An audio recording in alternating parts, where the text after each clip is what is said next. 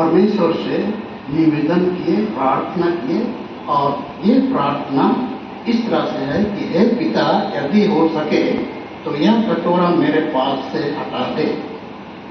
तो ये प्रार्थना प्रभु यीशु ख्रीस्त ने गंभीरता पूर्वक की, और दूसरी प्रार्थना जब किए तो उसी को उसने दोहराया, और अंत में तीसरी बार जब प्रार्थना करने गया तो प्रार्थना के शब्दों में कुछ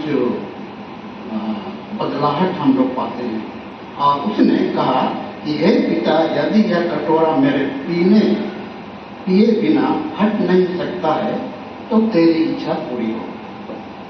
तो ये 3 बार प्रभु यीशु ख्रीस्त ने प्रार्थना की। तो ये प्रार्थना एक समर्पण की प्रार्थना थी, क्योंकि वो जानता था कि निकट भविष्य में, निकट समय में उसको किस तरह से ताड़ना दिया जाएगा, किस तरह से यातनाएं सहना पड़ेगा, किस तरह उनको कष्ट दिया जाएगा। इन सारी बातों को वो भली भांति जानता था। तो ईश्वर इन उपरोक्त तीनों प्रार्थनाओं के समय अपने मानसिक, आत्मिक और हृदय वेदना के दबाव में पड़ा था, इसलिए उसके शरीर से लहू की बूंदों के समान उसका पसीना भूमि पर टपक रहा था। जैसे कि शारीरिक वैज्ञानिक या तो विज्ञान लोग कहा करते हैं कि मनुष्य पर एक साथ उसके मन, हृदय और आत्मा पर दुख का दबाव पड़े तो उसके शरीर पर से खून की बूंदों के समान पसीना टपकने लगता है। तो इससे ही प्रभु यीशु ख्रीस्त के इस घटना में भी हम लोग देखते हैं। तो गिरसिमानी बारी से अपने मुंह के बल गिर कर 3 बार खून पसीना होकर के उसने प्रार्थना की।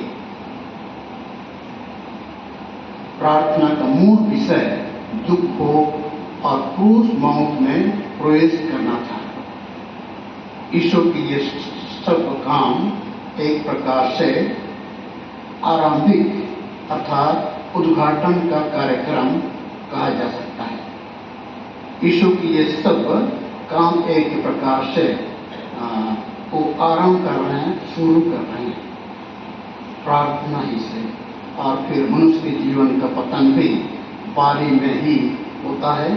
इसलिए ईश्वर ने मनुष्य के पतित जीवन का उत्थान करने, सर्वनाश जीवन को नवनिर्माण करने, मरे हुए जीवन को पुनर्जीवित करने के कार्यक्रम को एक बार ही से वो प्रारंभ करता है।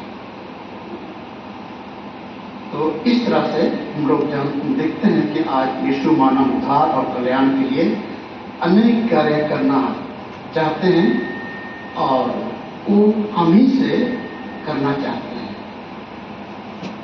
आज बहुत से मसीही लोग कलीसिया के साथ तो हैं, परंतु उनका संबंध मात्र गिरजा आना जाना, चर्च संबंधी दान देन देना या और कुछ काम करना जैसे।